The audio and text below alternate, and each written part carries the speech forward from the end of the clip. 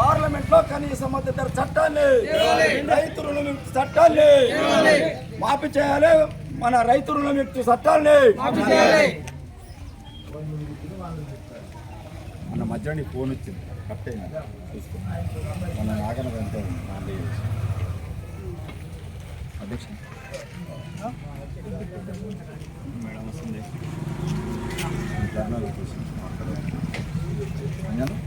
నువ్వు 2 నిమిషాలు మాట్లాడినప్పుడు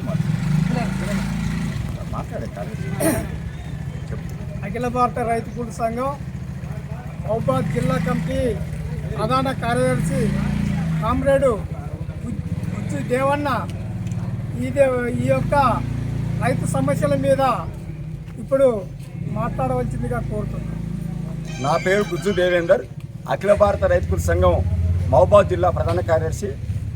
జిల్లాలోని 1వ తారీఖు నుంచి 5వ తారీఖు వరకు మండల కేంద్రాలలో రైతాంగం ఎదుర్కొంటున్న అన్ని రకాల సమస్యల్ని కేంద్ర రాష్ట్ర ప్రభుత్వాలు పరిష్కరించాలని చెప్పి ఈరోజు కేసంద్ర మండలంలోని తహసీల్దార్ కార్యాలయం వద్ద అఖిల భారత రైతు కూలి సంఘం కేసంద్ర మండల కార్యవర్గం ఆధ్వర్యంలో ధర్నా నిర్వహించడం జరుగుతుంది. ఈ యొక్క ధర్నా యొక్క ముఖ్య ఉద్దేశం, కాంగ్రెస్ ప్రభుత్వం రేవంత్ రెడ్డి 15 నెలలుగా వస్తుంది ప్రభుత్వం అధికారంలోకి వచ్చి, మరి తను రైతులకు 2 లక్షల రుణాలు మాఫీ చేస్తానని చెప్పిండు. ఇంతవరకు అతిగతి లేదు.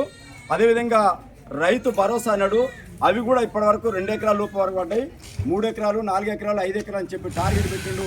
ఇంతవరకు వాళ్ళకు సగం మంది రైతులు కూడా ఏకకాలంలో రుణమాఫీ చేస్తానని చేయలేదు. కాబట్టి తక్షణమే రుణమాఫీ చేయాలి.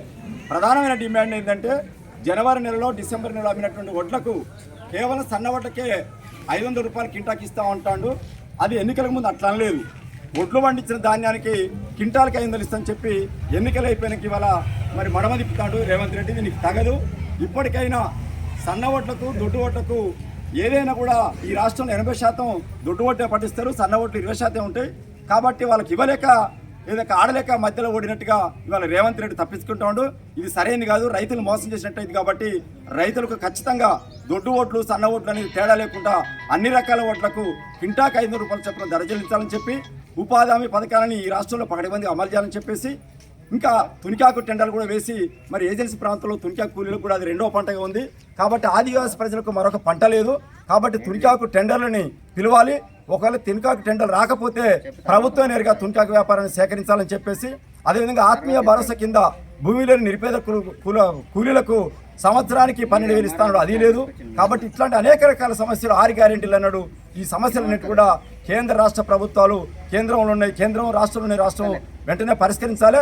లేని ఏడు అఖిల భారత రైతు కూలి సంఘం జాతీయ లెవెల్ నుంచి గ్రామం వరకు అన్ని రకాలుగా రైతాంగాన్ని మేము సమీకరించి ఈ కేంద్ర రాష్ట్ర ప్రభుత్వాలు రైతులకు, కార్మికులకు, ప్రజలకు వ్యతిరేకమైనటువంటి విధానాలు పాల్పడుతారు. కాబట్టి వాటిని వెండగట్టడం కోసం ప్రజలను పెద్ద ఎత్తున సమీకరించి ఈ ప్రభుత్వాలకు బుద్ధి చెప్పక తప్పదని చెప్పి ఈ ధర్నా సందర్భంగా కేంద్ర రాష్ట్ర ప్రభుత్వానికి హెచ్చరిస్తా ఉన్నాం.